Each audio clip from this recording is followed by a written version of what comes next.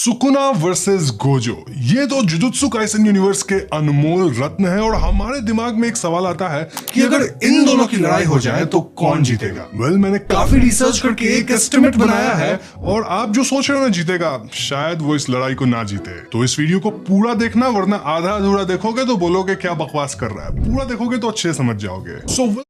Opinion जहां मैं दूंगा गोजो वर्सेस सुकुना, दोनों के बीच होने वाली लड़ाई पे अपनी ओपिनियन। तो इससे पहले हम इन दो दिग्गजों को आपस में भिड़ा दें, हम पहले समझ लेते हैं कि इन दोनों की पावर्स क्या है। Starting with Satoru Gojo.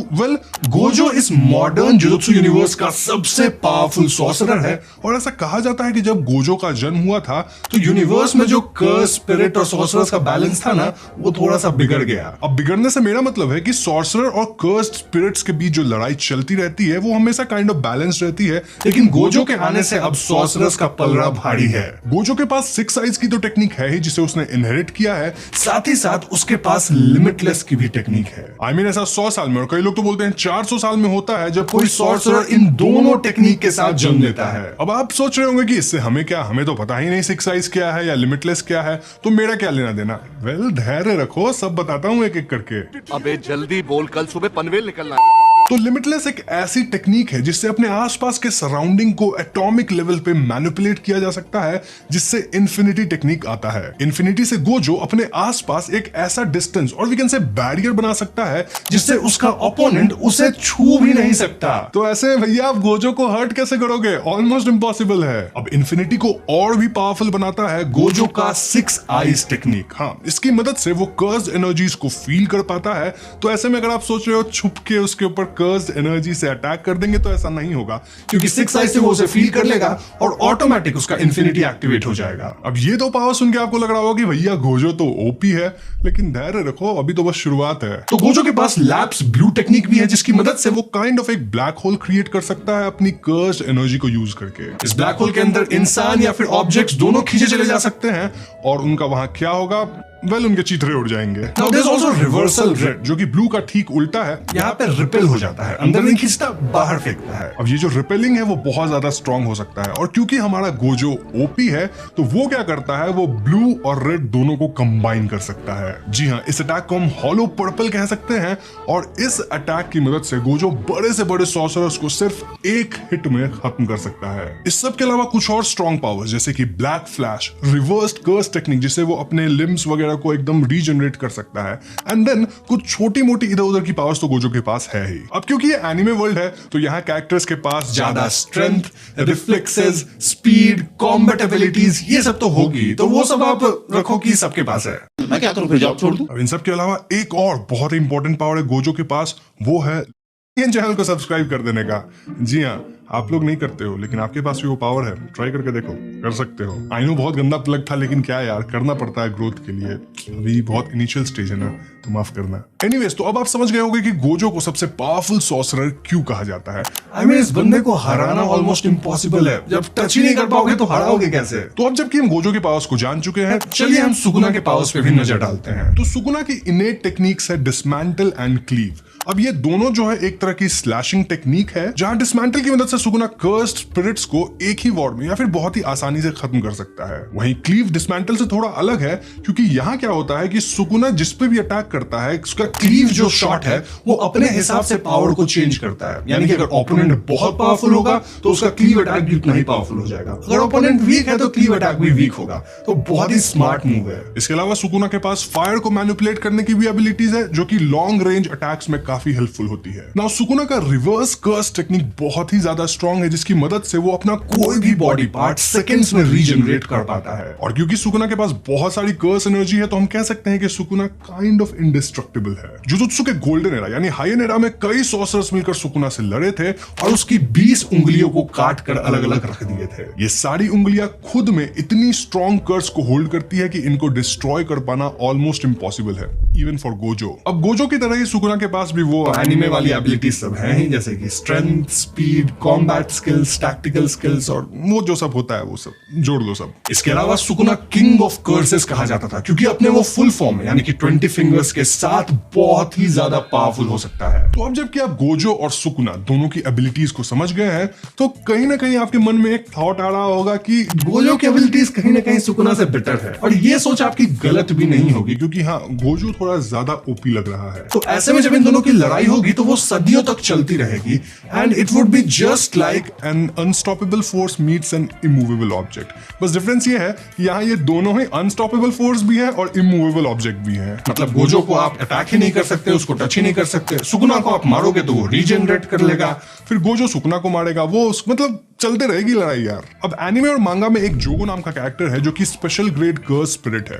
और उसकी लड़ाई गोजो से भी हुई और देन सुकुना से भी हुई। अब ऑब्वियसली गोजो जोगो को, बहुत ही सिमिलर सा नाम है लेकिन ध्यान से सुनना, गोजो जोगो को बहुत ही आसानी से हराया और उसका मजाक भी बनाया। वहीं सुकुना से जब उसकी लड़ाई हुई थी तो सुकुना उसको अप्रिशिएट किया था, ऑल्दो सुकुना भी उसको आसानी से हरा दिया था। यहाँ ध्यान रखने वाली बात यह है कि सुकुना इस समय 15 फिंगर्स के साथ था, 20 फिंगर्स फुल पावर के साथ नहीं। ओवरऑल पॉइंट इसकी इन दोनों की लड़ाई में कौन 19 होगा और कौन 20 ये कहना मुश्किल है, लेकिन अब तक सुन के लग रहा है कि गोजो ही 20 होगा। लेकिन फिर यहाँ आता है एक आखिरी ऐसा कर्स टेक्निक जो कि इस पूरे लड़ाई के रुख को ही मोड़ देगा। क्या बात कर रहे हैं बाबा? इसे कहते हैं डोमेन एक्सपेंशन।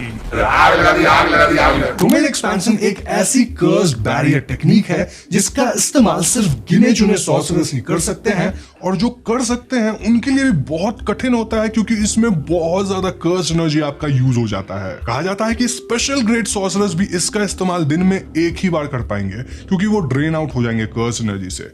लेकिन ऑब्वियसली इसका एक्सेप्शन है अपना गोजो एंड सुकुना, वो लोग बार बार कर सकते हैं उनके अंदर इतनी सारी कर्स्ड एनर्जी तो कर ही पाएंगे ना।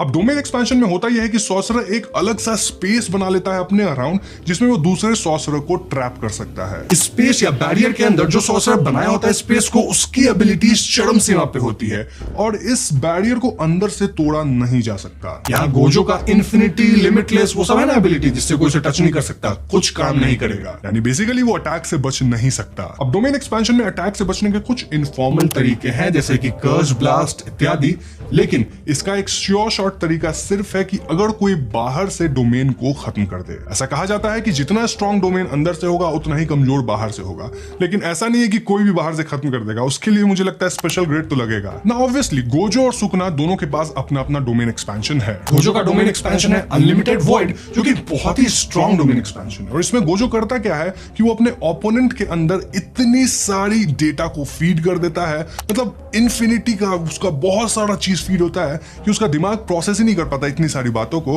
और वो काइंड ऑफ नम बढ़ जाता है और हम कह सकते हैं कि बैठ जाता है एक जगह और हार मान लेता है। It's like an information overflow. आपका 1 TB का ये हार्ड डिस्क है लेकिन भर देंगे उसमें हम 100 TB। वहीं सुकुना के डोमेन एक्सपेंशन का नाम है मैलेवोलेंट श्राइन, जिसके अंदर सुकुना की जो इनेट टेक्निक्स है ना, डिसमेंटल एंड क्लीव, वो बहुत अच्छे से काम करती है, मतलब एकदम एम्प्लीफाई हो जाती है। अब डोमेन एक्सपेंशन के बारे में कहा जाता है कि जिसका जितना अच्छा डोमेन होगा वो उतना ही ज्यादा स्ट्रॉन्ग होगा, मतलब उसका डोमेन एक्सपेंशन हो वो दूसरे पे ज्यादा भारी पड़ेगा। और यहां मैं एक बात बताऊं, जो मैलेवोलेंट श्राइन है सुकुना का, वो अभी तक का फाइनेस्ट डोमेन है। जी हाँ, गोजो का अनलिमिटेड वॉइड उतना रिफाइंड नहीं है जितना कि सुकुना का मेलेवोलेंट श्राइन, यानी कि लड़ाई में इस पॉइंट ऑफ टाइम पे सुकुना बाजी मार जाएगा। तो सुकुना का जो मेलेवोलेंट या फिर मैलेवोलेंट श्राइन है, ये 200 मीटर तक सुकुना के द्वारा एक्सटेंड करा जा सकता है और जैसा कि मैंने बताया ये आज तक का फाइनेस्ट और सबसे प्यारा डोमेन एक्सपेंशन है। तो इसके अंदर गोजो उसके क्लीव एंड डिसमेंटल से बच नहीं पाएगा एंड जहां बात डोमेन एक्सपेंशन की आएगी तो वहां सुकुना को एज मिल जाएगा। सो यू सी, भले नॉर्मल लड़ाई में गोजो का पलड़ा भारी होगा लेकिन डोमेन एक्सपेंशन के टाइम पे सुकुना उससे लीड ले लेगा। समझ रहे हो? सुकुना का जो फिनिशिंग मूव है बहुत बढ़िया है। हैविंग सेड दैट, जब भी इनकी लड़ाई होगी तो एक्सटर्नल फैक्टर्स भी बहुत मैटर करेंगी। जैसा कि मैंने बताया कि डोमेन को बाहर से तोड़ा जा सकता है, तो हमें ये भी देखना होगा कि किसके कितने फ्रेंड्स हैं, कितने उसके एलाइज हैं जो कि उनसे लड़ सकेंगे और सब कुछ सही होगा। तो कुछ कहा नहीं जा सकता एक्चुअल लड़ाई में क्या होगा। मोरओवर कौन अपने ओपोनेंट को अपने नजदीक लाकर अपने डोमेन को जल्दी से एक्टिवेट कर सकता है, तो ये सब भी बहुत मैटर करेगा। लेकिन यहाँ मैंने आपको सारी पॉसिबिलिटीज बता दी है और मैंने एक न्यूट्रल पर्सपेक्टिव से बताया है कि अगर लड़ाई होती है तो कौन जीतेगा। तो अब तुम गोजो फैंस कमेंट से मुझे गाली लिखना शुरू कर सकते हो, क्योंकि यहाँ मैंने काइंड ऑफ सुकुना को थोड़ा सा इतू सा पावरफुल बता दिया है। लेकिन सुनो, मैं खुद गोजो का बहुत बड़ा फैन हूँ और ये स्क्रिप्ट लिखते वक्त मेरी भी आंखों से आंसू निकल गए थे। मतलब एग्जैजरेट कर रहा हूँ, बट दुख हुआ था मुझे। वैसे कोई नहीं, डोमेन एक्सपेंशन को छोड़ दिया जाए तो अपना गोजो ओपी था, है और रहेगा। तो जब भी इन दोनों की एनिमे में या मांगा में एक्चुअल लड़ाई होगी तो मैं पर्सनली तो गोजो के लिए रूट करूंगा। और साथ ही अपना गोजो थोड़ा सा एरोगेंट टाइप का है, तो वो एटीट्यूड अच्छा लगता है, शर्लॉक वाली थोड़ी सी फील आती है। वैसे यहाँ आप मुझे बताओ कि इन दोनों ओपी कैरेक्टर्स की लड़ाई में आपको क्या लगता है, कौन जीतेगा, और जो भी जीतेगा वो क्यों जीतेगा?